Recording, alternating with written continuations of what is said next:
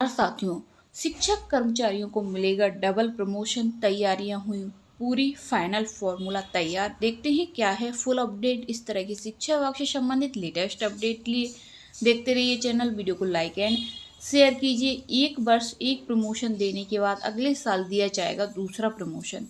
Promotion का नया formula final कर दिया गया है। मुख्यमंत्री डॉक्टर मोहन यादव ने बीते 8 अप्रैल को पदोन्नति पर लगी रोक को हटाने का ऐलान किया था।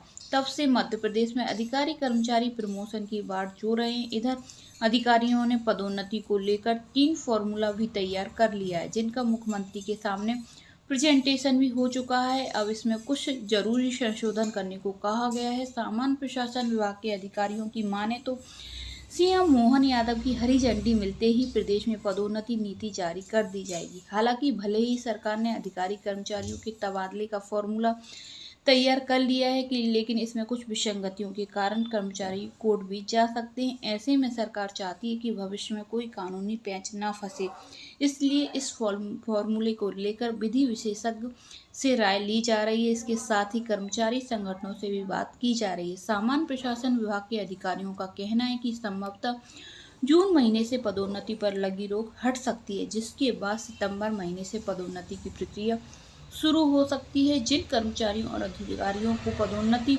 मिले 8 साल से अधिक समय बीत गया है या फिर जिन्होंने 14 या 15 के बाद ज्वाइन किया है, उनकी समय अवधि 8 साल पूरी हो चुकी है। ऐसे कर्मचारी अधिकारियों को सरकार डबल प्रमोशन का लाभ देगी। हालांकि मुख्यमंत्री ने साफ तौर पर कहा है कि कर्मचारियों को डबल प्रमोशन का लाभ तो मिलेगा, लेकिन एक साथ नहीं मिलेगा।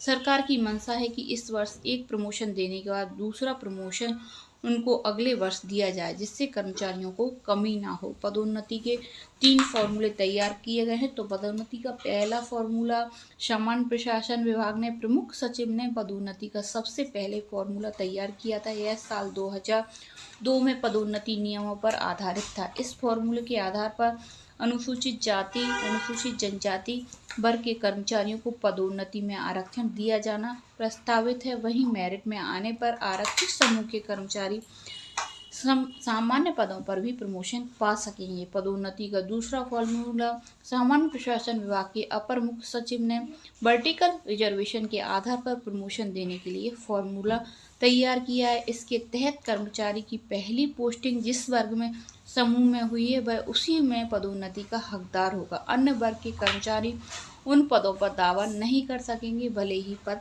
खाली क्यों ना रहें। पदोन्नति का तीसरा फॉर्मूला सामान्य प्रशासन विभाग के अधिकारियों का कहना है कि वर्टिकल रिजर्वेशन पर आधारित प्रमोशन के फॉर्मूले में संशोधन किए गए हैं।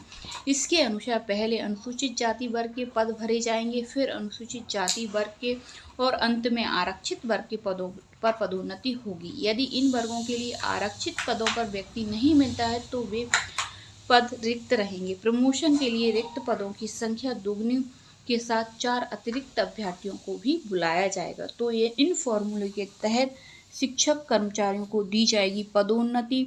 तीनों फॉर्मूले तैयार किए गए हैं, इनके आधार पर प्रमोशन दिया जाएगा और सबको डबल प्रमोशन दिया जाएगा। एक साल में एक प्रमोशन मिलेगा और दूसरे साल में दूसरा प्रमोशन दिया जाएगा। फाइनल फॉर्मूला तैयार कर लिया गया है। तो इस तरह की शिक्षा विभाग से संबंधित लेटेस्ट अपडेट के लिए देखते रहिए चैनल। धन्यवाद दोस्तों।